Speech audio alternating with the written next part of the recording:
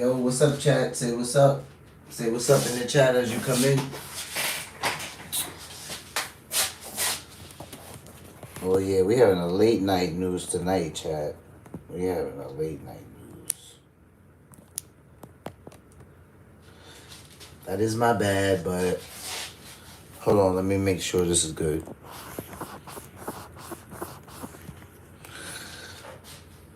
That is my bad, y'all, but if I'm honest, I don't feel that bad. Because, some days are busy. And today was kind of a busy day, guys. So I was like, well, come hell or high water. That's what obedience looks like. What's up, y'all? Happy Thursday. It's just late, but it's still Thursday. I'm like, what time is it? But yeah, it's we're on the East Coast, so it's 9 p.m. Happy Thursday, guys. March 13th, 2025. On a Thursday, welcome to the Cozy Corner Daily live stream. Today, guys, we got 1, 2, 3, 4, 5. I got 5 things for us to look at, but they're all pretty short. So I really don't plan on this being a long live, and I don't think it will be. So I'm gonna kind of just jump right in. Like, I'm gonna give you guys what's on the menu. First, we got live from Fox, breaking news. So a judge orders Trump administration to rehire fired probationary workers. So basically every single person not every single person, but because another headline I saw, I think it's referring to strictly federal workers. But basically thousands of people that have been let go. And I'm thinking to myself like, I wonder how that's going to work out. It's probably not going to work out. I'm thinking that the judge is not going to be able to make President Trump do that. But and I don't want to say it's going to go to the Supreme Court. But if it was that deep and a judge really felt like this is a violation of law, which that's kind of what it sounds like, then yeah, it could reach the Supreme Court. I just don't see it going that far. But we'll keep eyes on it. We'll see what happens. We'll look at it tonight.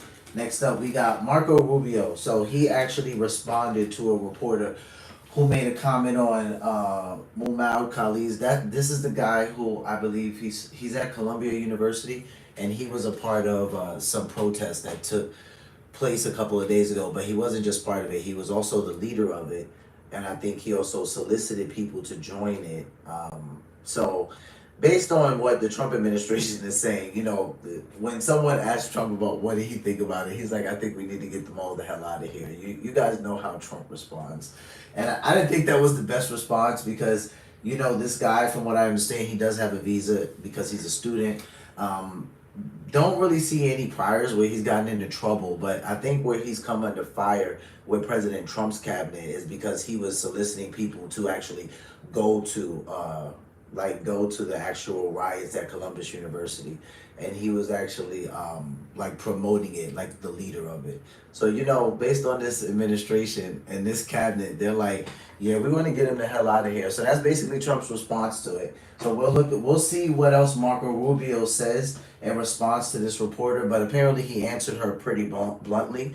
I actually didn't look at that video, so I'll have fresh eyes on it when I look at it with you guys. Then we'll switch gears a little bit. We're going to go over to Chuck Schumer. And I was going to react to 2 videos back to back because it would have made sense, because I'm reacting to the second video and you guys will understand why. I'll explain that. What happened was the night prior, he made a statement basically saying that he was indignant about the fact that the Democrats were going to vote against GOP's bill and shut down the government. And then he changes his tune. So we're going to look at the he changes his tune video. Then we have, I do actually have it up there, but I'm not going to react to that one. Yeah, this is his first one. And it says, Chuck Schumer, Democrats prepared to reject GOP spending bill. So that was March 12th. And then on March 13th, it says Senator Schumer says he will vote for GOP spending bill to avert shutdown. So, what happened here? Either Schumer got some common sense or he's being paid. It's one or the other, right? And then lastly, we'll have Trump reacts to Canada hitting back at U.S. with tariffs on $29.8 billion worth of goods. And if you guys remember, a couple of days ago, President Trump also imposed, I think it was $30 million on goods and worth of goods with tariffs. So this 29.8 billion that they're talking about is actually additional to the 30 billion that they already talked about a couple days prior. So now we're looking at almost, I wouldn't even say almost, probably $60.4 billion on with tariffs on American goods when it comes to Canada. And then we also have, I'm actually not looking at that, but I can mention it to you guys. I was looking at the news earlier, and I saw that President Trump, when I saw the tariff, I was like, okay, President Trump is clearly pissed off with Europe. I don't know if that's a fact, but it seems like he's charging a 200% tariff on all wine and pretty much all alcohol that's coming from the EU. But it seems like it's a retaliatory tariff because they went 25% up on their whiskey. So President Trump was pretty excited about this because it's like, this is going to make the whiskey business great in the United States. And that's his main focus. We know that. So you guys say what's up in the chat. Jack Fullerton, what's up, Jack? Schumer is disgusting. Bro, Schumer is out of pocket. Like, he's, I don't even know if disgusting. Like, let's just say he has bad behavior. Big C, what's up, Big C? How are you doing? I'm doing good, man. I appreciate you guys stopping by. Do me a favor, guys. Just hit that like button for me. It takes the video far. You know, YouTube stays getting on me because of the things I react to. And, you know, copyright claim this. And I have to fight that. So just give this a like video. It does a ton for me, guys. And with that being said, guys, welcome to Cozy Corner TV. I am your host, Kieran Smith. Call me Q. And we are on the corner. We are on the corner, guys. So first up on the menu, we're going to jump straight into live from Fox because we love Fox. If I have to swear by any mainstream media, I'm going with Fox and nobody else, right? So, breaking news, judge orders Trump admin to rehire fired probationary workers. Let's see how that's going to work out. Breaking news that we're just getting into our newsroom. Here is a post on X from the Associated Press, saying this.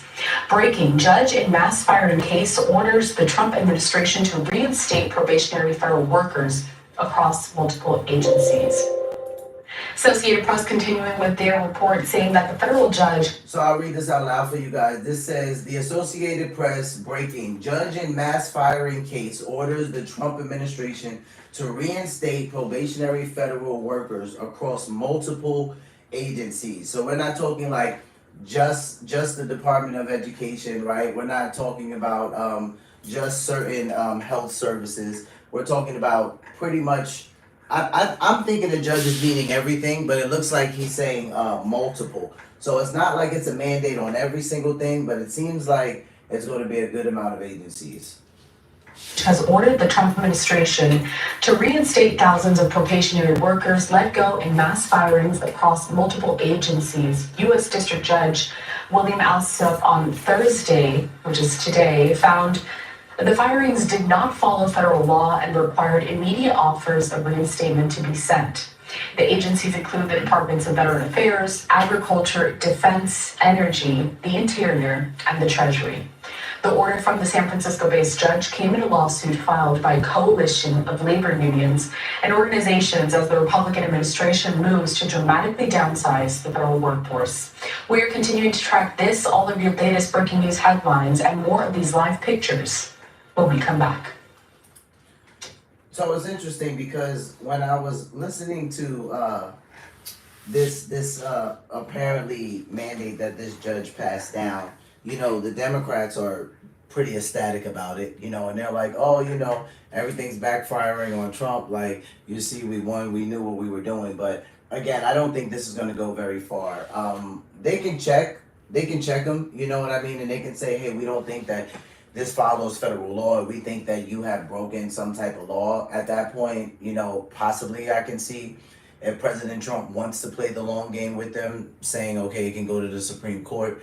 But again, even with that being said, if President Trump is willing to play the long game with them and it does go to the Supreme Court, that would not automatically reinstate the fired or laid off federal workers. So they would just stay in that status until all of the court findings came out and whatever the Supreme Court would rule. Right. That's why I don't think that it would go that far, because really what it would do, it would leave a lot of things in stagnant status. So they don't want that. If anything, these people want to go back to work. So I just don't see it going to the Supreme Court. But I also don't see President Trump reinstating all of those people. Like, I do not see him rehiring all of those people. I just can't see it. They're making so much progress right now as far as Doge is concerned. Elon's like America's most hated person right now.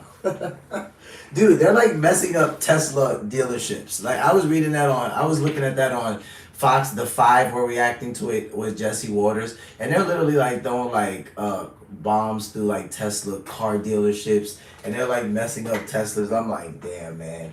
Elon has all of that money and he doesn't even need to do this, and now people are just being ridiculous. Sometimes I actually feel a little bit of empathy for him. I do. I don't think he cares. He doesn't really show that he cares, but I mean, when people start damaging your property, that doesn't feel good for anyone. So yeah, that kind of sucks. When I saw that in the media, I was pretty disappointed. I'm like, come on, America. Like, whether you agree with it or not, he's already the president. Like, stop the foolishness.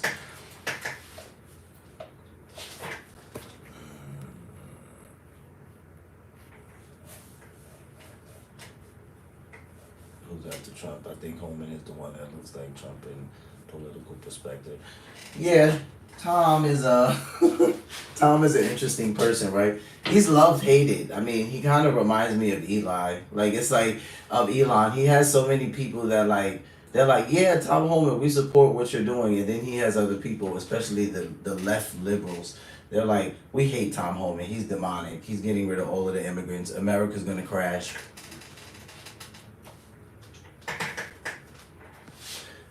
All right, guys, let me go ahead and play this one. This is Marco Rubio's blunt response to reporter on Mahmoud Khalil's ICE deportation. So this is the Columbia University student that has a visa to be a student, but because of his participation in the pro-Palestinian protest on the campus, they want to basically deport him. How do you guys feel about that?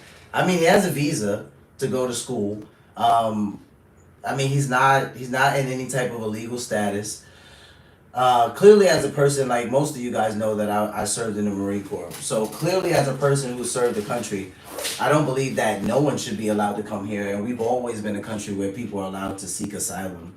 But I mean, like I said, with this administration, it's not going to fly, dude. Like, he was leading the protest. I'm like, Trump, Vance, Holman, Elon, like, they're not gonna have that.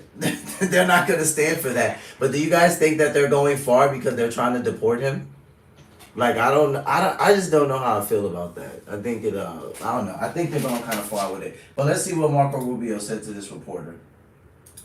The controversy surrounding Columbia grad student Mahmoud Khalil's potential deportation for his anti-Israel activities has become international news. Well, Secretary of State Marco Rubio was asked about this case. Take a look.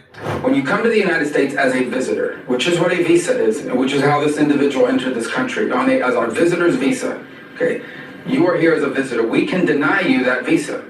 We can deny you that if you tell us when you apply, hi, I'm trying to get into the United States on a student visa. I am a big supporter of Hamas, a murderous, barbaric group that kidnaps children, that rapes teenage girls, that takes hostages, that allows them to die in captivity, that returns more bodies than live hostages. If you tell us that you are in favor of a group like this, and if you tell us when you apply for your visa, and by the way, I intend to come to your country as a student and rile up all kinds of anti-Jewish student, anti-Semitic activities. I intend to shut down your universities. If you told us all these things when you applied for a visa, we would deny your visa. I hope we would.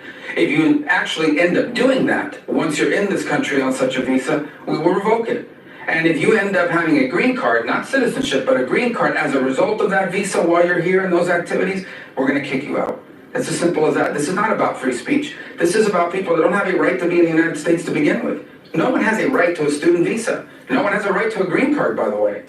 So when you apply for a student visa, or any visa to enter the United States, we have a right to deny you for virtually any reason. But I think being a supporter of Hamas and coming into our universities and turning them upside down and being complicit in what are clearly crimes of vandalization, complicit in shutting down learning institutions. There are kids at these schools that can't go to class. You pay all this money to these high-priced schools that are supposed to be of great esteem, and you can't even go to class. You're afraid to go to class because these lunatics are running around with covers on their face, screaming terrifying things. If you told us that's what you intended to do when you came to America, we would have never let you in. And if you do it once you get in, we're going to revoke it and kick you out.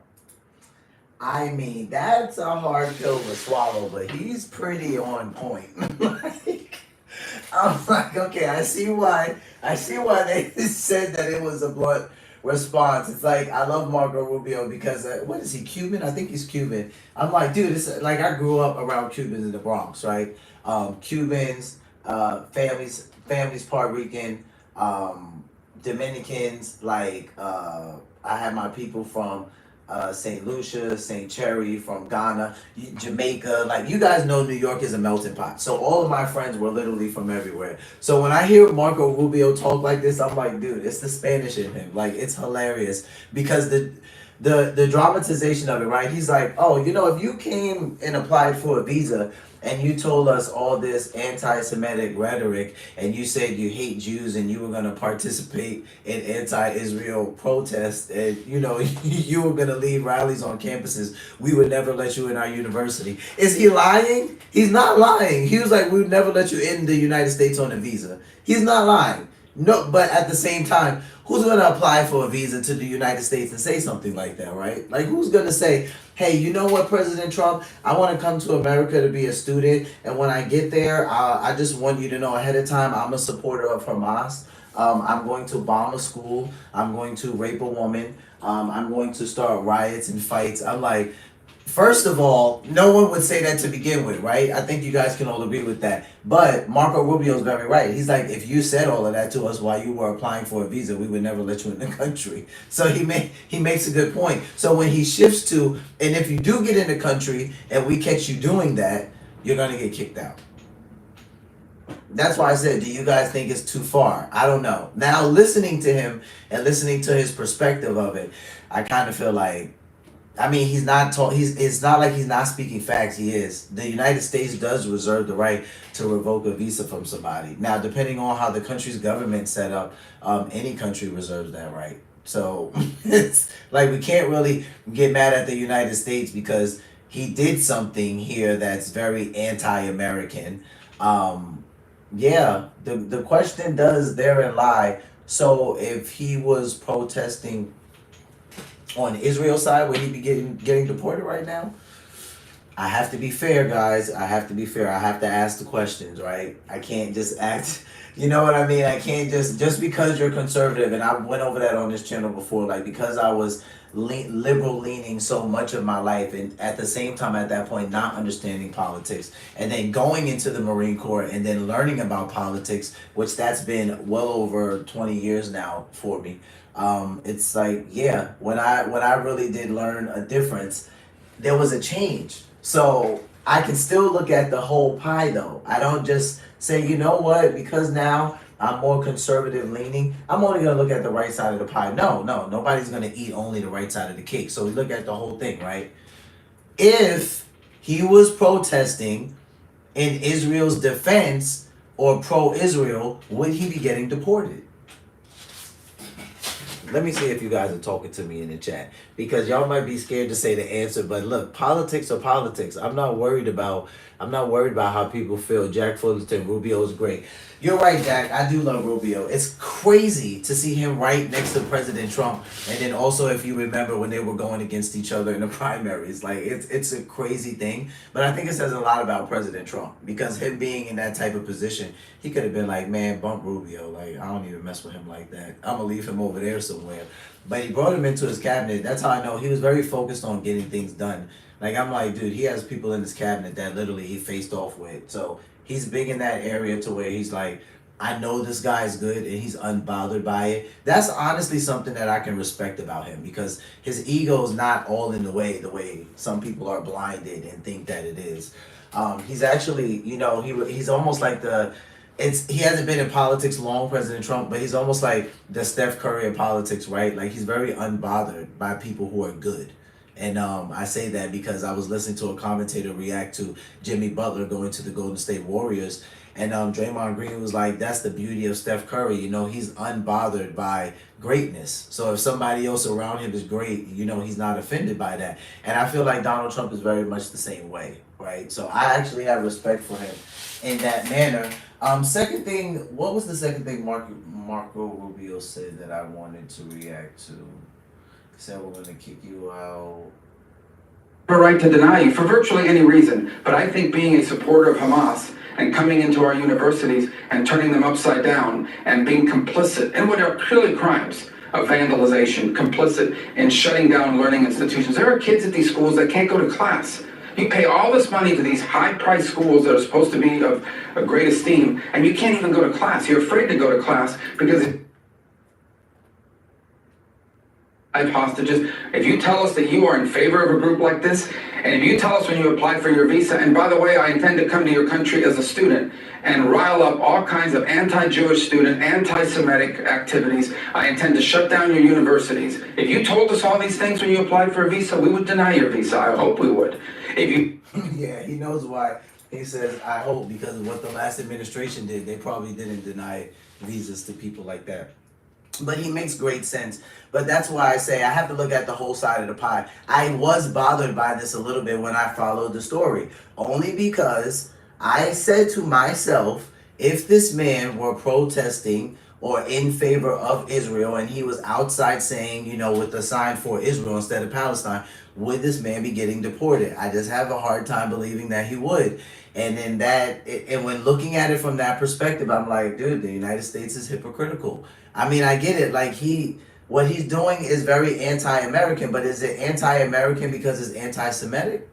Or is it anti-American because Hamas is a terrorist group? I don't understand which one it is. And this is why I said, this is why the liberals do exist, because when you're so conservative leaning, like sometimes you can kind of make yourself look, you know, like, hey, you sure about what you're saying? You know, and there's been times when I'll be honest, I've looked at the Republican Party in that way, but still, overall, I would say that my values, my morals, my ethical system still aligns more conservative leaning. So it's just a hard pill to swallow, because I'm just like, man, I don't know how I feel about this. Now, what about if he has no priors? If he has no priors, should he be allowed to stay?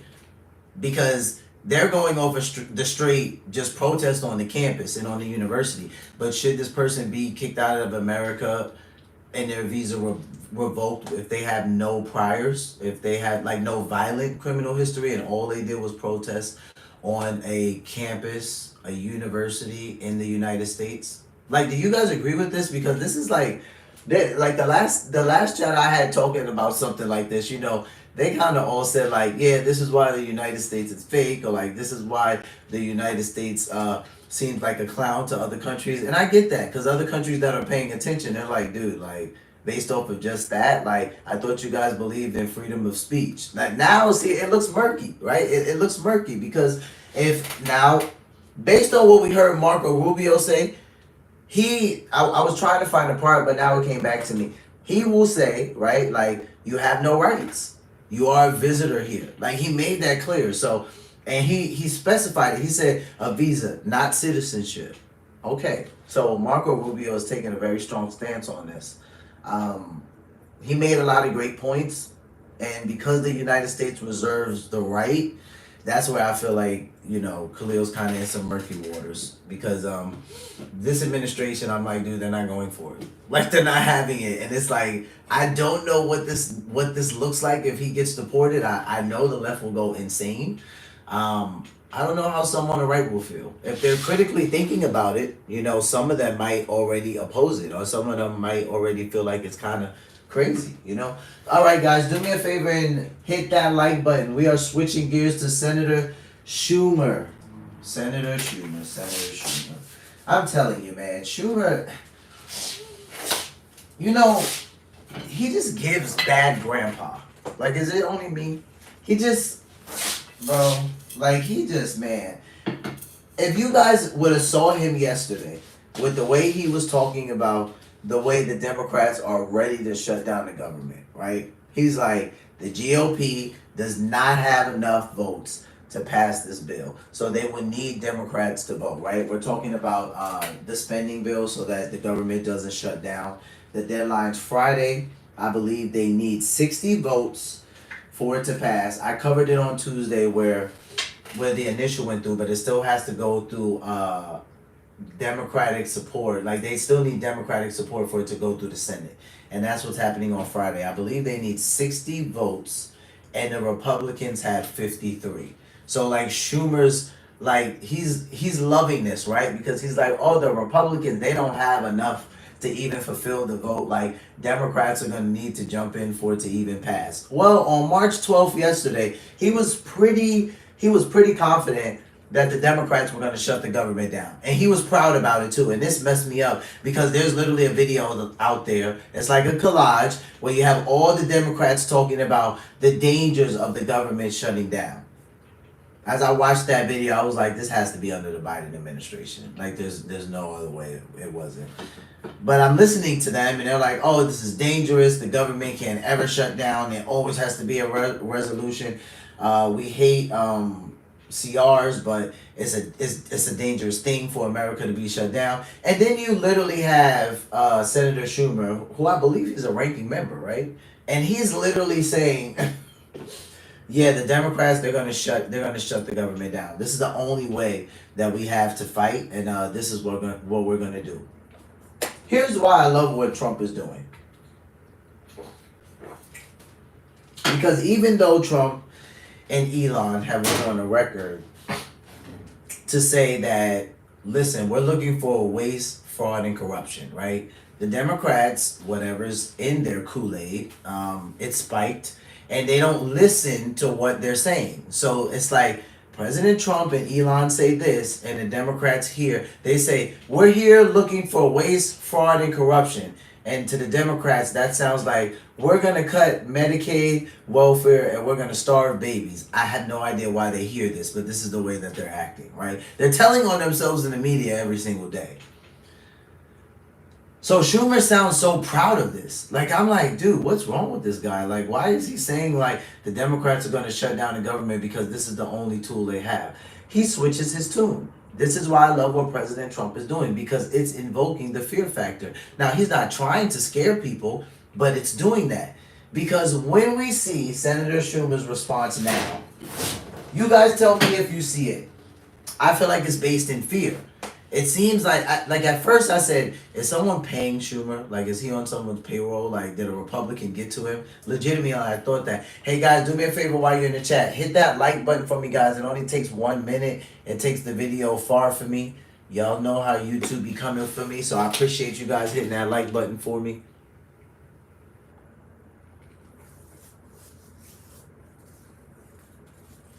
Yeah, college guidelines on protests. It should come down to that because he's in school, right? He has a visa, and that's why I said it's a hard thing, man. It's a hard thing.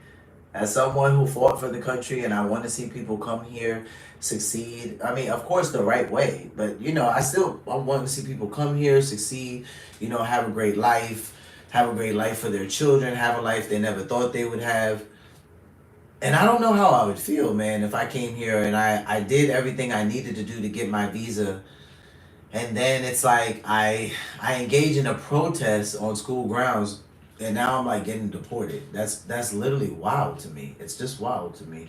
And I don't know. I have a little bit of mixed emotions about it. Believe me, I get the anti-Semitic thing. I don't support that at all. I don't think it's okay. But I don't think it's okay for anybody to die. So what if this person just wanted to engage in a Palestine protest because they have best friends that live in Palestine? Or maybe they have like maybe their family's mixed and they have like an aunt, uncle that lives out there. And maybe they just want to support that. So, he's in the United States, foreigner, going to school, learning, doing this thing, thinking about some people in Palestine that are friends, family to him, he loves. And he's like, you know what? Like, I heard there's going to be a pro-Palestine protest. I think I'm going to go hop on that because I've lost some friends and family. Like, what if he wasn't intentionally trying to do anything? And it's like, damn, they're just gonna like deport him like that? I don't know. That's why I said I don't know. I'm not for anti-American things by any means, but I'm also, if we're a country that people are allowed to come here, seek asylum, come here, learn, have better lives, and we stand for that, I don't think we should necessarily. It almost seems like they're looking for a reason to deport him, and it's like I'm not against the Trump administration by any means, but it almost feels like that because I'm just like, bro. Now if they come back and they say like he has some priors, he beat some people up, he robbed some people, and then now he did this, I would understand why they're going to deport him because now he pretty much has accrued a history for himself. But it's like without none of that in the background, it kind of just seems slightly harsh. That's all I'm saying, guys. That's all I'm saying. So let's hear what Senator Schumer has to say after he's changed his mind since yesterday. Yesterday he was indignant. We're going to shut the government down. The Democrats are going to shut the government down. We are going to vote against the GOP, grand old party. We are going to vote against it. And now he sounds different. Let's hear what he sounds like. Unless Congress acts, the federal government will shut down tomorrow at midnight. I have said many times there are no winners in a government shutdown, but there are certainly victims, the most vulnerable Americans who rely on federal programs to feed their families. While the CR bill is very bad, the potential for a shutdown has consequences for America that are much, much worse. Yep. A shutdown would give Donald Trump and Elon Musk carte blanche to destroy vital government services at a significantly faster rate than they can right now.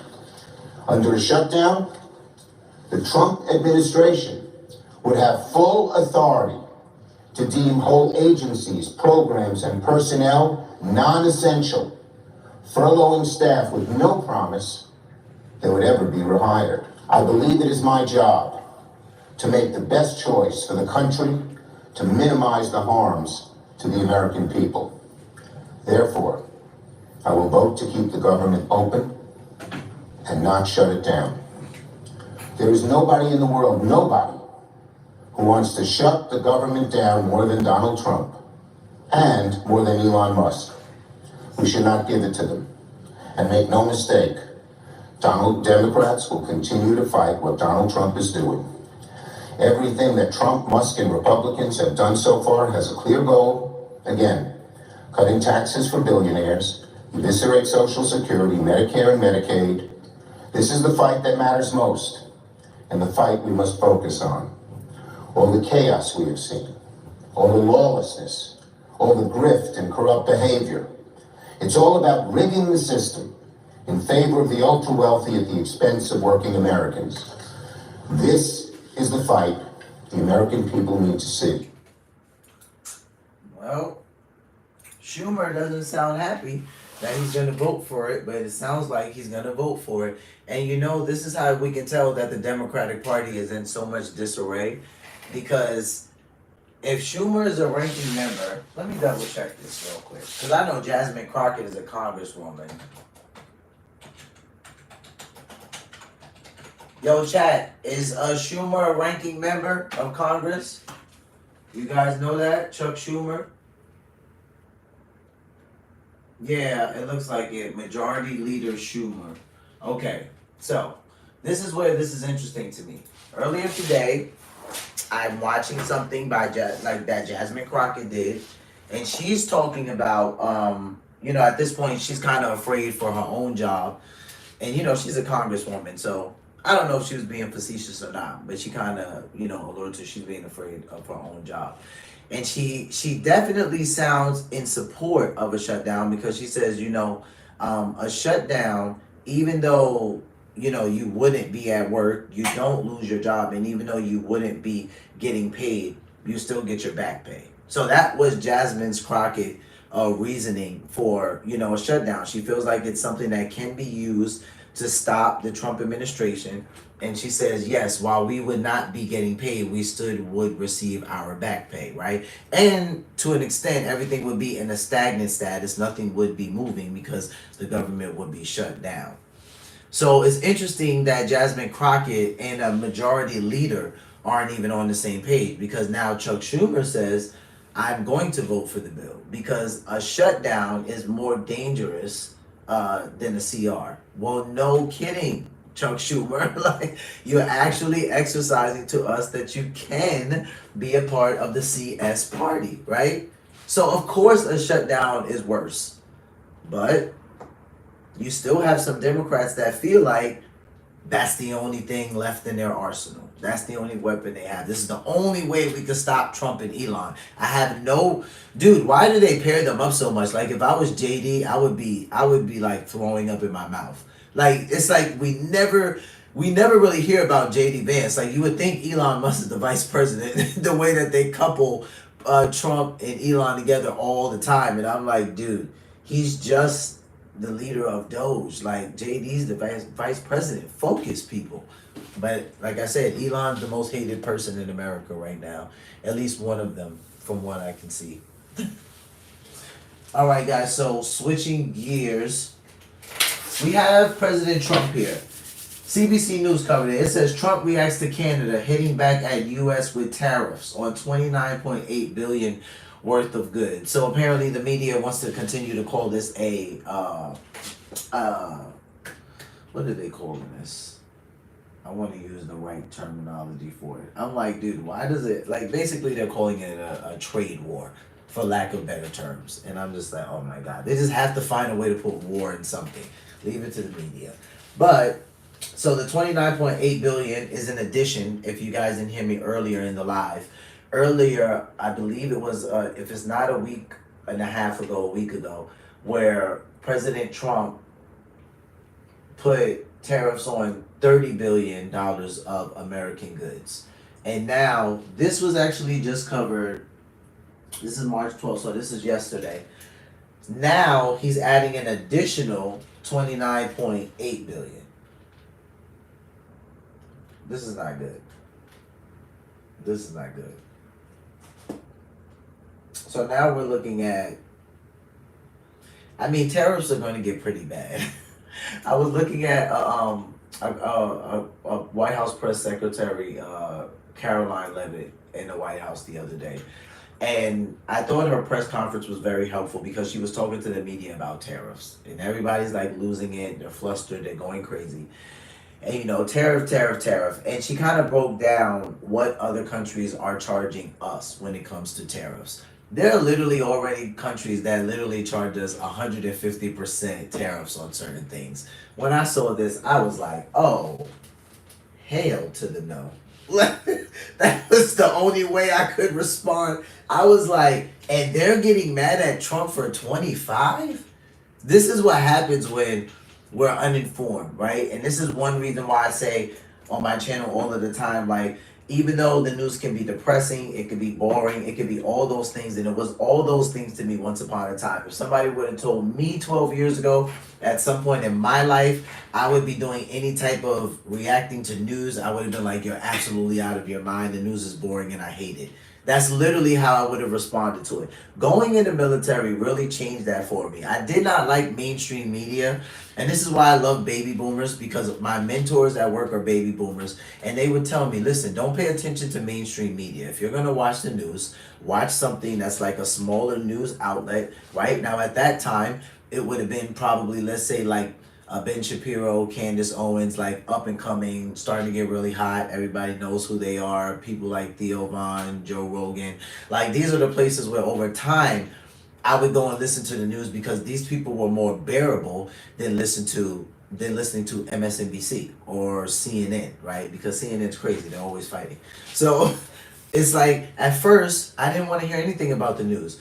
But I always tell you guys on my channel, when election time comes, whether it's local, whether it is federal, right? The presidency, whatever we're dealing with, right? The Senate, Congress, anything like that, we have to be informed. Like, we cannot vote for people uninformed. And I can't tell you how many times even people around me have almost tried to get me to do that. Like, hey, you're going to fill out the election card. And there was one year in the state that I was in where I wasn't that into politics yet. Like, I was because of the military, but I wasn't doing like a lot of the stuff I've been doing over the last, let's say, 10 years. The first 10 years, I probably just knew that, okay, as long as a Republican is in office, the military gets paid better. When a Democrat is in office, our pay sucks. So that was pretty much how I associated myself with politics at first. And then as time went on, I got deeper into it. There's no way that I could tell you guys right now from watching mainstream media I would be doing this. But because of people like Joe Rogan and Candace Owens and Ben Shapiro, right, and Theo Von, like, and even though he's more in like a podcasting form, whether it's podcasting or whether it was reactions, between those two things, that's where I got my news from. That's where I got everything that was going on in the world from, because those areas were more bearable than sitting down and listening to Good Morning America sometimes, right? So that's why we exist here. So we go to the polls informed. When it's time to vote again for our local electors, we go informed. We do research on them. We figure out what they're up to, what they're doing, what do they stand for, even though they're in this party, what are they actually saying, what are they talking about. These tariffs are kind of crazy, I'm not gonna lie. And now we have 29.8 billion worth of goods. And I think this is interesting, right? Like, I love Canada, friends, family members, constituents, acquaintances, everything. Like, I have lots of people who are from the area of Canada. One of my pastors was from Canada. So the Canadian people in Canada love it, right? Total support of it. It's just, I said this in probably a earlier live last month. I just wish there was a little bit more understanding, but there's not going to be, right? Because we even can see in Canada where we see the whole liberal conservative fight. I wish that there was, because if people could understand what really happened to this country under the last administration, then they would understand why President Trump is doing some of the things he's doing. And really, if you sit down with President Trump and Elon at the same time, they both will tell you that what they're doing, it has to be done. Like, there's literally no alternative. And I think it's just kind of crazy that this is the point that we got to, just based on the last administration. So I'm going ahead and I'm going to play this, our last clip, second to last clip of the night. I might react to this whole thing, I might not. I think I got 7 minutes in, so I haven't actually watched the whole entire thing. So I'll watch it fresh with you guys. So let's see what they're talking about. Canadian officials have said over and over, if the U.S. imposes tariffs on steel and aluminum, Canada would respond. Today, the federal government followed through. It delivered a direct blow of its own, 25% levies on billions in U.S. goods. Finance Minister Dominic LeBlanc unspooled the details from Ottawa.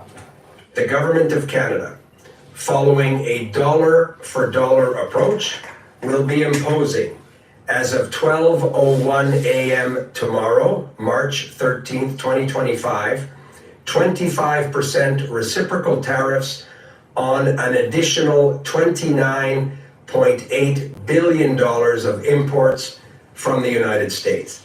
This includes steel products worth $12.6 billion and aluminum products worth $3 billion, as well as additional imported U.S. goods worth $14.2 billion, for a total of $29.8 billion.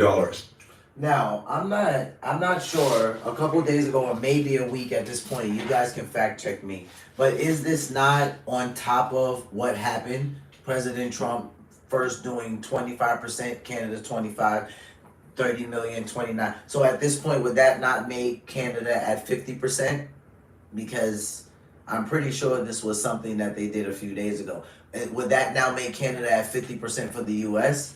That's why I'm like, this tariff thing is getting pretty crazy. The CBC's Olivia Stevanovich joins us live from our Ottawa bureau. So Stock Olivia, market break down the movement. details of how Canada is responding. Well, Andrew, these new counter tariffs, these dollar for dollar retaliatory tariffs worth $29.8 billion of U.S. goods, is in addition to $30 billion the federal government previously announced targeting other American products. So in total now, Canada is retaliating against the U.S. against more than $60 billion worth of U.S. goods in total. And these new measures that will kick in after midnight, they target American steel and aluminum products specifically, and also some other products that weren't on Canada's list before, including computers, sporting equipment, and also cast iron products. Now, federal ministers who made this announcement this morning in Ottawa noted that they don't want to do this because this will increase costs for Canadians who buy these U.S. goods, but they say they're left with no other choice but to defend these key Canadian industries. My dear friends, whether you're in Canada or in the United States, we cannot let uncertainty become the new certainty in North America. That cannot stand. That will make us less competitive. That's going to weaken us, and that's going to affect our economic security and ultimately our national security. Now, it is possible we may see even more countermeasures from Ottawa because of this 25% tariff that the U.S. has now put in place against Canadian steel and aluminum, because ministers noted that this new tariff does not only target raw Canadian steel and aluminum, but products that contain Canadian steel and aluminum. So we could see more announcements in the coming days. In the meantime, Foreign Affairs... So not just even a straight alloy, just even products that contain steel and aluminum? Oh, man. Minister Melanie Joly had a specific message for Americans during the press conference. Let's take a listen. Please help us end these tariffs as quickly as possible. And please talk to your elected representatives at the federal, at the state and municipal level. Send a message to the White House. Working together, Canada and the US have built a strong enough economy, and working together, we can bring down inflation and bring stability to the markets. Joly also warned Canadians that this is going to be a day-to-day fight with the Trump administration, especially with more tariffs expected to kick in April after this pause of 25% tariffs against most Canadian goods set to be over that month in just a couple weeks from now. And there could be more tariffs that the Trump administration puts in place against Canadian goods, including those on lumber, dairy, and Canadian vehicles as well, Andrew. And Olivia, what else are federal ministers doing to get Canada's message across? Oh my goodness, did she just say lumber and dairy? Oh my goodness, hold on. In just a couple weeks from now, and there could be more tariffs that the Trump administration puts in place against Canadian goods, including those on lumber, dairy, and Canadian vehicles as well, Andrew. And lumber, dairy, and Canadian vehicles. Oh man. Yo guys, hit that like button. We're watching something about tariffs. Tariffs, Canada, 25%, 29.8 billion. Yo, the stock market is proving. The stock market is feeling this tariff war. Like, this is crazy. Olivia, what else are federal ministers doing to get Canada's message across? Okay, federal ministers, before that, I told you guys I literally can't pay attention to the stock market right now. I'm invested, but I just can't do it. Like, it literally will wreck my nerves. And the news just keeps talking about it, and when it comes on, I'm just like, I'm going to another room. I don't want to know. Well, Joly is heading to Charlevoix, Quebec to meet with her G7 counterparts who are also grappling with this new levy from the U.S. because it affects all steel and aluminum that's coming into the United States. Joly says she will bring up the issue of tariffs in all of her discussions, including talks with the U.S. Secretary of State Marco Rubio. Keep in mind, some of Canada's allies have already hit back, including the European Union, which announced $40 billion in retaliation against the U.S. today. And another meeting that we're watching closely is one that's going to take place tomorrow. That was the EU, because in the EU, now remember, I don't know if they're going to talk about it, guys, because remember I said I didn't watch this whole thing, but I do know that in the EU, they're putting they put a retaliatory tariff on us because of something President Trump did. I think of 50% it was, and I think it's on whiskey. And then President Trump, he writes his ex post and he's like, if it's not removed immediately, I will put a 200% on wine and all alcohol, I'm like, oh my goodness. Have already hit back. But just for President Trump's defense, guys, if you guys do some research on tariffs, like there are literally countries. First of all, I know if I'm off, you can fact check me on this, but I believe if I had to pick one country that probably charges us the highest in tariffs, I would guess it's India.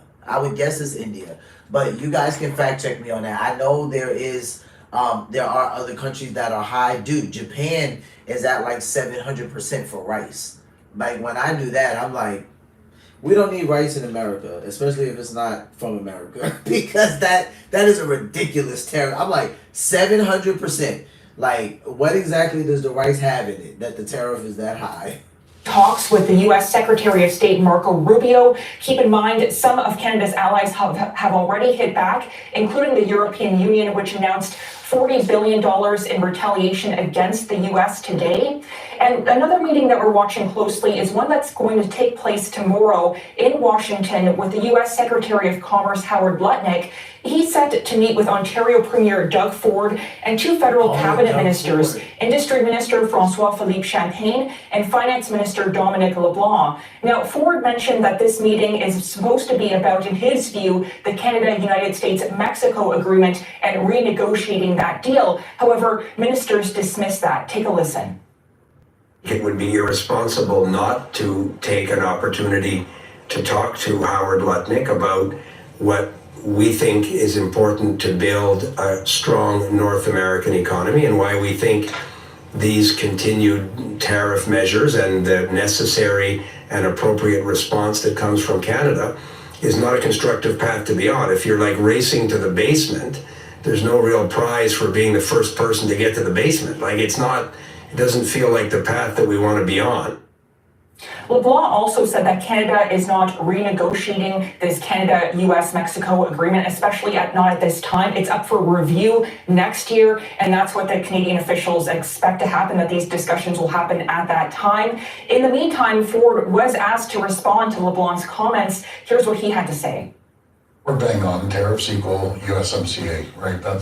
They're basically the same things. If we took the tariffs off, let's move forward. But I think the world of Minister LeBlanc, we get along so well, we talk all the time, and we're on the same page. But yes, there's going to be conversations about tariffs, and as we move forward, we're going to ask them, let's move this USMCA deal up as quickly as possible to give certainty to the world, not just Canada and the US, but the entire world.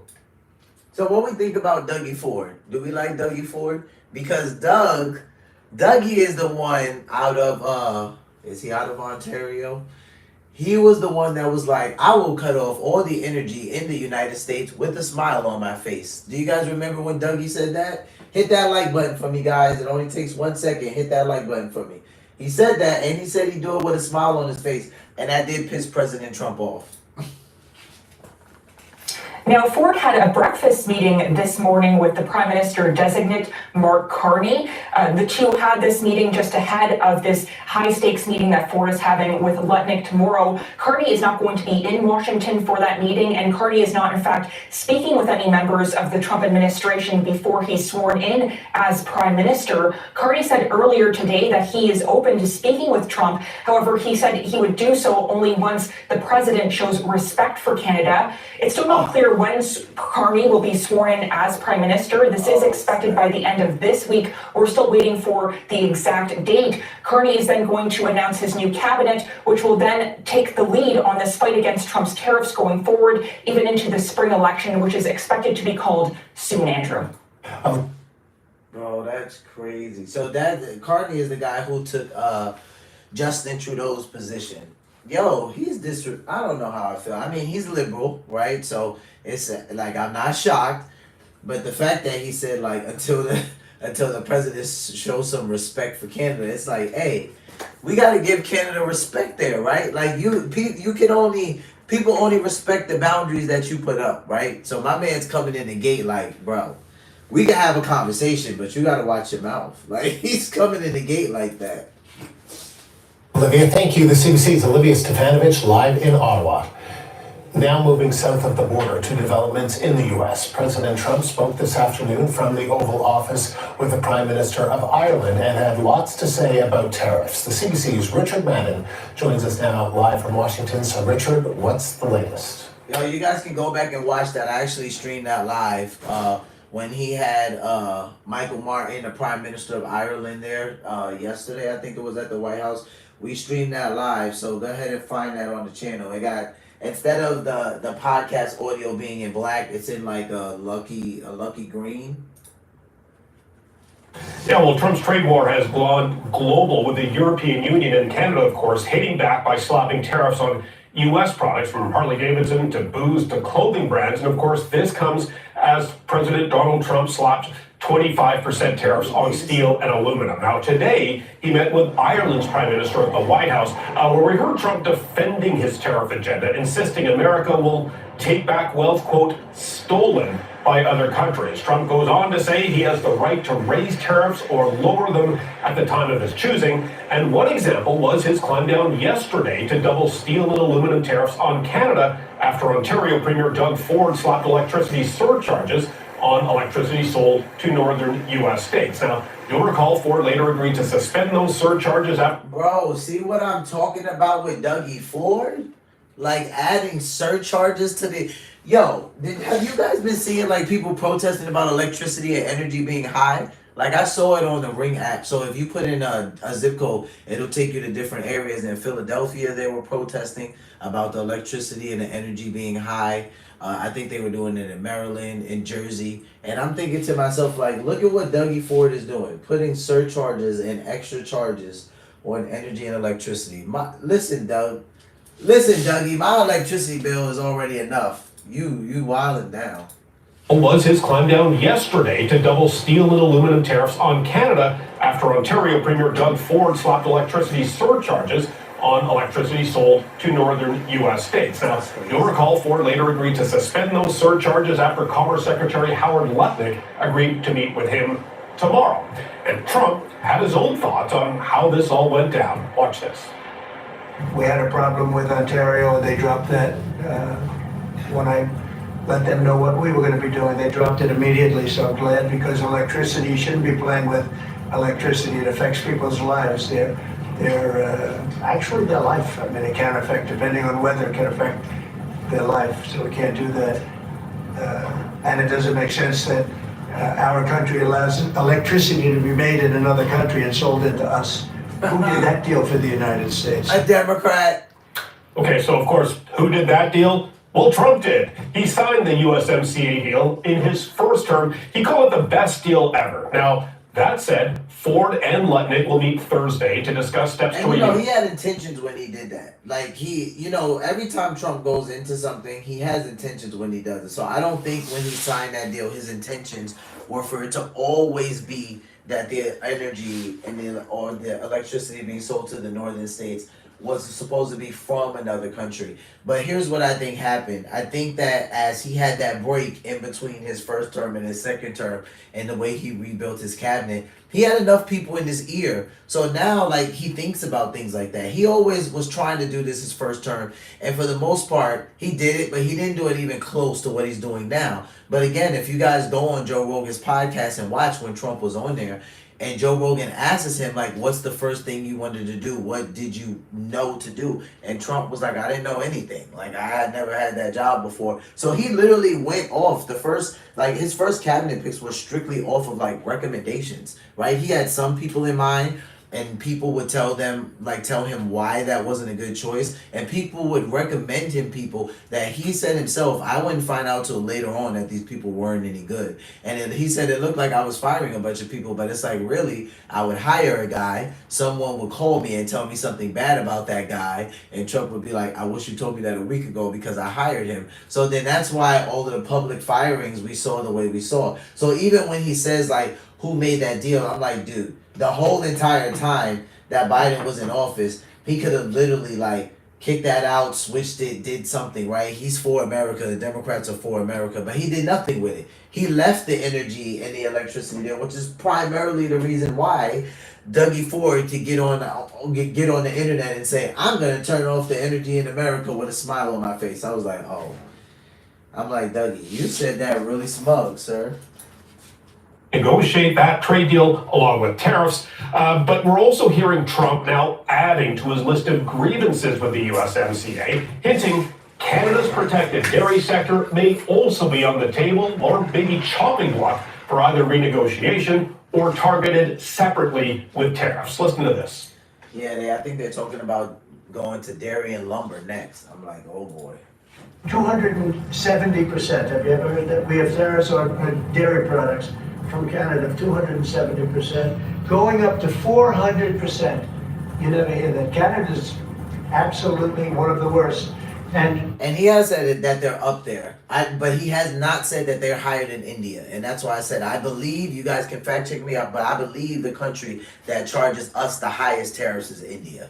They are high as I don't know what. And then Trump, so you see him saying 270%. Have you ever heard of it? 400%. I just told you guys, Japan hits us with 700% tariffs for rice. So I'm thinking about this and I'm like, dude, Americans aren't paying attention to what these things mean because, dude, like we are literally getting like, I'm not going to use that word because that's not a good word to use on YouTube. But let's just say we're getting grossly taken advantage of when it comes to tariffs. And it's like, really, he's being generous in a lot of areas. Like he's coming at like just 25% here, 25% there. You know, when I saw some of those other numbers from other countries, I'm like, man, bump that, hit them with 400%.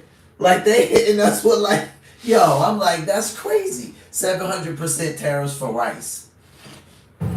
we, when I say worst in terms of charging tariffs. This game. Oh, this is You're not ready for it. I think that's Eve. No distractions. Stop it, Eve. Okay, so it should be said. Of the worst. And I'm gonna run that back, guys, so we can hear it. Dairy products from Canada of 270%. That's Negotiation or targeted separately with tariffs. Listen to this. 270%. Have you ever heard that? We have tariffs on dairy products from Canada of 270%, going up to 400%. You never hear that. Canada's absolutely one of the worst. And we, when I say worst in terms of charging tariffs. Okay, so it should be said these percentages are not accurate. Trump is, of course, referring to a dairy quota system, essentially, and he's citing levels that haven't been reached. But bottom line here is Canada's supply management system is problem. Yeah, they actually have been reached, and someone was talking about that under the Biden administration. So, I mean, he's trying to say that Trump is just talking about a range that Canada has worked out in the system, but those numbers are not just coming from a range. They're coming from at some point being historically hit because they were so high. Problematic, not just for the US, but several other countries. We've heard it from France and New Zealand who complain they just can't get access to sell their butter or cheeses in Canada. So we'll be following next steps on the tariff front, but we're ultimately seeing that Trump's trade war is causing a lot of chaos and uncertainty on Wall Street. Markets are taking a beating as investors grow increasingly worried that tariffs could hurt consumer confidence, spending, and possibly risk a recession. And Richard, as mentioned, a federal and Ontario delegation is leading U.S. Commerce Secretary Howard Lutnick. Yo, if you guys aren't already invested in the stock market, get it while it's down. Get it while it's down. I told you guys I can't pay attention. Like I've been invested for some years now, but I can't do it. And I'm not that person. I track it so I know what I'm doing and what my money's doing, but I'm not that guy. Like I'm not a day trader, so I'm not gonna sit there and watch the stock market do this when Trump does something great for someone, and then when someone's pissed at him, it takes a huge dip. It's like, dude, my nerves will go bad. So you know what? I'm like, for the most part, I could have made a lot more money during the Biden administration. I honestly feel like it barely did anything, but we'll see what happens. But let's just say right now I'm not watching it, but I got patience, you know. People forget the last administration had 4 years to do all of this stuff. And you can't get mad at Trump. He hasn't been in office 4 months. Biden and Kamala had 4 years to party. We got to let the man breathe a little bit. Tomorrow, what are you hearing on that? Yeah, we still don't have the full list of names of who will be in this delegation tomorrow. We do know it'll be Ontario Premier Doug Ford, perhaps some federal ministers, with Commerce Secretary Lutnick and various trade representatives. So while it may on the surface seem like a de-escalation, the White House considers this a win. In essence, Americans won't get tariffed on Ontario's energy, yet the U.S. is still hitting Canada's steel and aluminum industries with an extra 25% tariff that started today. Here's how Secretary Lutnick summed things up. And we're going to lower the temperature. You know, he thought he'd be sort of the big man and tackle Donald Trump, but you know you can't tackle Donald Trump. He is the most important, the smartest, the most capable leader in the world, and he's not going to let someone push him around. Okay, so what to watch for, of course, Andrew, is will Canada or Ontario walk away from a win, or will they spin it as, look, at least we're keeping the communications open. So that's something to watch for tomorrow. But the bigger thing to look ahead to, Andrew, is circulating calendars April 2nd. That is what the administration calls the big day, when reciprocal tariffs will kick in, when the pause on other tariffs that link to the USMCA were on pause for a month. Those are expected to kick in as well. So I would characterize this as the fact that the White House and Canadian delegations continue to talk is a positive sign, but the big concern is what happens at the end of the month. Richard, thank you. The CBC's Richard Madden in Washington. Yeah, guys, everybody's bracing themselves for April 2nd. It's funny because President Trump said the only reason why he said, I thought about putting it on April 1st, but he's like, what did he say? He's skeptical. He's superstitious. So he said he didn't want to put it on April 1st, because of April Fools. So he chose April 2nd. I'm like, dude, I love it. He's so random. But I get it, so that's the day that everybody's kind of dreading. Everybody's kind of worried about April 2nd because they're like, oh, that's when all of these global tariffs and all of that's supposed to kick in. Right now, some have kicked in, some haven't. But by April 2nd, that's when they're all supposed to kick in. You guys know I'm going to be live streaming that day because we live stream every day except Sunday. But I'm definitely going to be live streaming on that day because we got to see what these tariffs are going to do. Here's what I challenge you guys to do. Because on this channel, that's what we do. We challenge ourselves to watch the news, to be informed, to know what's going on so we don't go to the polls ignorant, right? Pay attention to the stock market. Like those of you guys that aren't invested right now, it's like, I get it. The stock market can be a little bit crazy. I pretty much taught myself about the stock market. And then as I got older, I got more information, more research. And then eventually I got a mentor. But and then I taught my brothers about it. So, it's something that a lot of, I won't say none because that's actually not statistically true. There actually are, and the number's good too. It's somewhere, the number's good, guys. Like, I literally can't remember it. And I know 60 and 80 is like a 20% deficit, but I want to say it's somewhere between 60 or 80% more of African Americans are invested in the stock market than they were 30 years ago, right? So I've been in the stock market and invested for some time. So I challenge you guys, pay attention to the stock market because on April 2nd, that thing, I'm not going to say it's going to crash. I don't see that, but it's like people aren't happy with these tariffs. So guys, we are at the last clip in our live stream, and we always end the live stream with a clip from Cliff. Cliff Buell is a Christian YouTuber. He drops Christian content in the form of shorts, and he does a magnificent job. Cliff has 630,000 subscribers. Go check out his channel. When you have a choice, that's Cliff, last name Buell. Every single night I end my live stream, or every day, because normally I'm actually live streaming around 5:30. But today I had a late day, so some of you guys got to see me and probably have never seen me before. So welcome, guys. Come back because I'm here every day except Sunday. But Cliff is a Christian YouTuber, and every night I end my live with a Christian clip from Cliff because I am a Christian. I believe in Jesus. No, I do not push Jesus on people because I believe that the Holy Spirit can handle that. I'm not intimidated when I'm dealing with the atheist. I still have atheist friends and I love them dearly. Agnostic people, those are my neighbors, love them dearly. Have Catholic friends, have Methodist friends. So, hey, it's like for me, it's not about beating people over the head with the Bible. I believe that the Holy Spirit is strong enough to win a heart. Nobody's gonna be able to change my mind on that because he won my heart. So at the end of the night, this is how we're gonna end all of the time. If it's usually my clip is from Cliff. If it's not, it would still be a Christian clip, but you guys will see Cliff on the channel often. So tonight I chose because often I go through Cliff's clips and I usually pick maybe the most recent thing that he posted. But I looked a little bit, as sometimes I do, and because before seminary, I actually did a study on the Red Sea splitting, and this was a Holy Spirit led study. So it was not, I was not in seminary at that time, but just, you know, newer, younger Christian, super excited, wanting to learn about the Bible. And I just kind of felt the Holy Spirit lead me to learning about the Red Sea. And I literally have like a book of notes on this. That's how deep I went.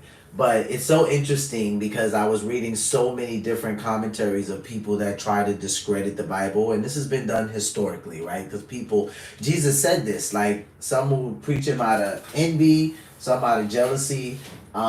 People just hate, they just hate what they can't understand, what they can't control. And when I was reading this, all of this research on the Red Sea, I found it so interesting and compelling how so many people were trying to debunk this. Like, no, there's no way at all God split the Red Sea. You even have a whole entire teaching out there about it wasn't the Red Sea, it was actually the Sea of Reeds. So Reeds. And I'm thinking to myself, like I'm reading like through these commentaries and I keep seeing the Sea of Reeds, the Sea of Reeds. So I go online, I look it up, and I compare the Sea of Reeds to the Red Sea. And I'm like, bro, really? Like clearly these people that do these commentaries, they either don't read the Bible or they read it and they do not know what they're reading. So, for all you people out there that don't understand translations, if the Bible is hard for you because you grew up on the KJV like me with the thee, thou, shall, and they, right? Then just go to the CEB, which is the Common English Bible, or the NLT, right? Which is the New Living Translation. And they are easy reads. Like they read like a normal book. And the only reason why I say those translations is because now the NLT and the NIV, NKJV, those are going to be more trusted in the sense when I was in seminary, I could not use every translation. So my instructors would literally put on tests, on papers, like when you're going through the the syllabus on how to write the paper, they would say, listen, these are the translations you are allowed to use. You are not allowed to go outside of these translations. Any translations you write your paper in, your paper will be graded as an F. So I could not actually, let's say for instance, I couldn't use the Message translation, right? Because in seminary, they teach you about what translations are word for word and what translations are like summaries. And a lot of people don't like the Message version of the Bible because it reads, it's coming from someone who has read the scriptures, yes, but they're giving a summary. So it's not like it's word for word like the King James version would be or the New King James version would be. It's more of a okay, I read this, I got a great grasp on it. Here's what I read. That's kind of like what the Message version is. But the Message version reads great for someone who's not familiar with scripture. If you want to actually read the Bible and understand it, read a translation. That's easy. Like people always pick up something like the King James version and they're just like, what is this, Shakespeare? And I'm like, no, the Bible's older than Shakespeare, but you can change the translation to where you can actually understand it. So with all of that being said, guys, you know I like to do my intros before we get into our Christian clip. Let's see about this Red Sea splitting evidence. It says, this discovery proves the Bible. Now, for those of you guys who know that my day job, I work in the chemical field, right? So I do scientific work. I'm basically a lab nerd. I'm in a lab all day. We're gonna get into some of this after the clip. More proof that the Bible is true. There's compelling evidence that the Red Sea crossing wasn't just a story, it actually happened. Many people know about the chariot wheels and other remnants found at the bottom of the sea. But what's even more striking is the physical evidence on land. At the very location where the crossing is believed to have taken place, the shoreline is fused into solid glass-like formations. This isn't natural. Sand only melts at around 3,000 degrees Fahrenheit, or 1,650 degrees Celsius, or higher. The Bible describes a pillar of fire blocking Pharaoh's army, and this melted terrain aligns perfectly with that account. Some areas even appear to have embedded stones and what look like footprints trapped in the fused sand. Even the geography of the surrounding area adds to the evidence. On the Egyptian side, there is a wide beach, large enough to have held the Israelites as they were trapped between the sea and Pharaoh's army. On the opposite side in Saudi Arabia, there are markers that some believe were erected by King Solomon, identifying the site as the location of the crossing. More proof. So this is I found this great. Like, I literally love that. So I'm gonna run that back literally one more time just so you guys can hear it, and in case anyone else jumps in and out. But like, I literally love this video because I'm a science geek. So just listening to this, it was just exciting for me.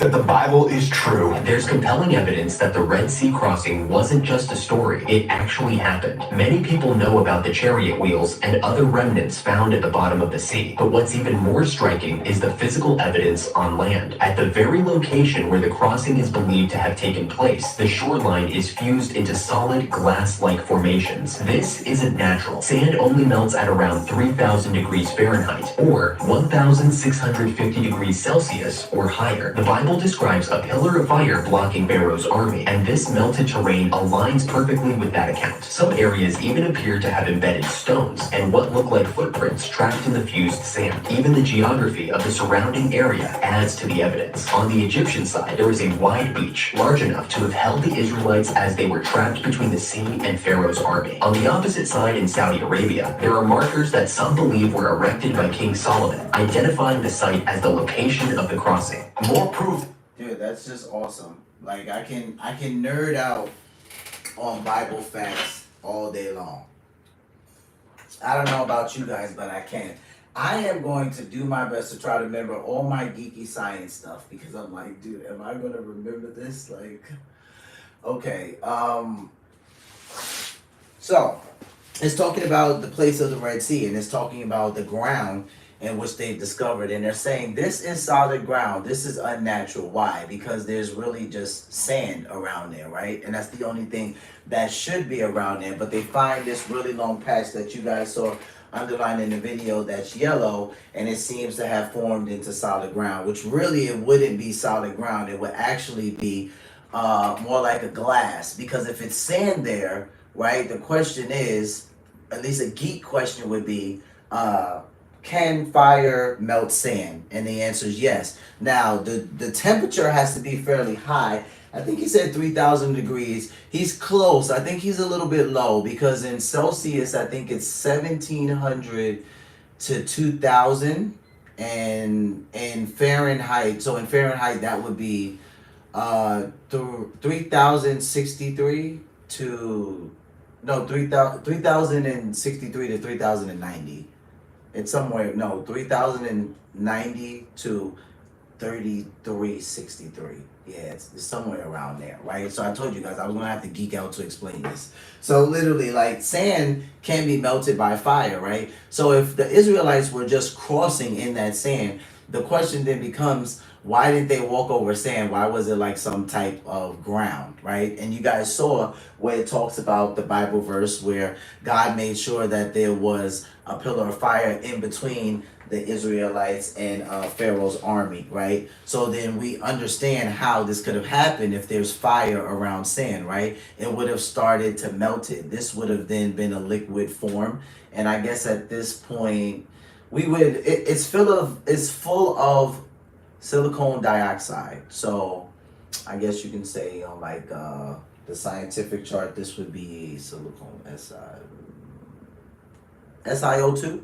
I think it's SiO2. So silicon dioxide. This melts into a liquidy thing. After it melts into a liquidy form, and you give it time to cool off, it kind of like starts to like freeze into like this glass like crystalline thing, and then it becomes like really hard enough that you can walk on it and it won't shatter like regular glass, right? So how would this be there if there's only supposed to be sand there? How could this have happened? Now, somebody who wants to just debunk everything that comes with the Bible, they'll say, well, Q, you know, based on what I understand about the Bible, Moses was leading about anywhere from 1.3 to 2.1 million people at one time. So that's a lot of body heat, right? Like the ground could have just heat up. Absolutely not.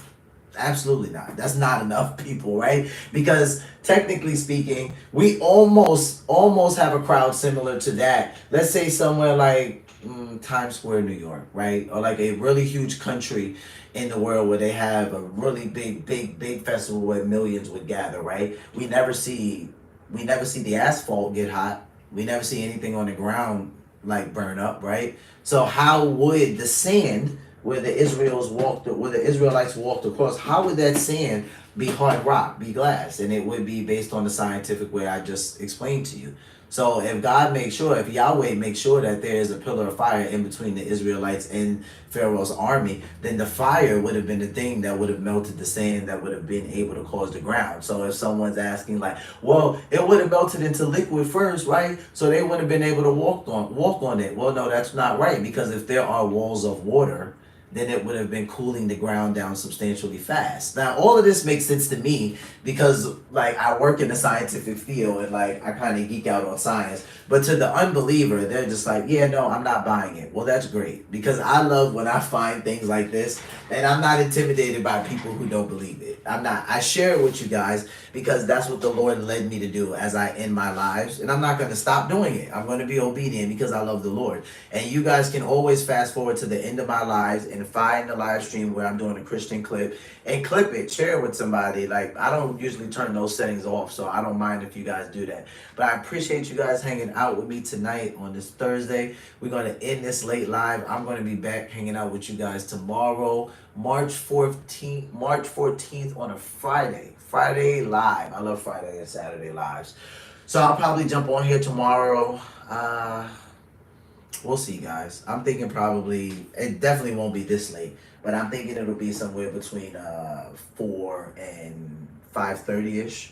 Yeah, today was literally kind of like a freak of nature thing. Like, me and my wife had like a couple of meetings we had to make like straight after I got off work. So I just overshot, you know, and it took me longer to get online than I wanted to. But you guys know I'm here every day except Sunday. So we'll be back tomorrow for our Friday live. I love our Friday lives. Yo, I love when you guys come chill on the corner with me. This is how we get informed on our news. We chill on the corner, we talk. I'm from New York, so in New York, the corner is popping. Like, the corner is our chill spot. No, it's not only for drug dealers, so don't even go there. Like, some people do just hang out on the corner and chill and have conversations. The corner is very nostalgic to my childhood. So we are not going to say that the corner belongs to drug dealers, because that is not true. Anyway, guys, with that being said, I appreciate you guys hanging out with me on the corner, stopping by for this live. It's always good to hang out with you guys on the corner and go over some news. Until next time, guys, what I always say, love yourselves, love one another, take care of each other, and be peaceful. Peace.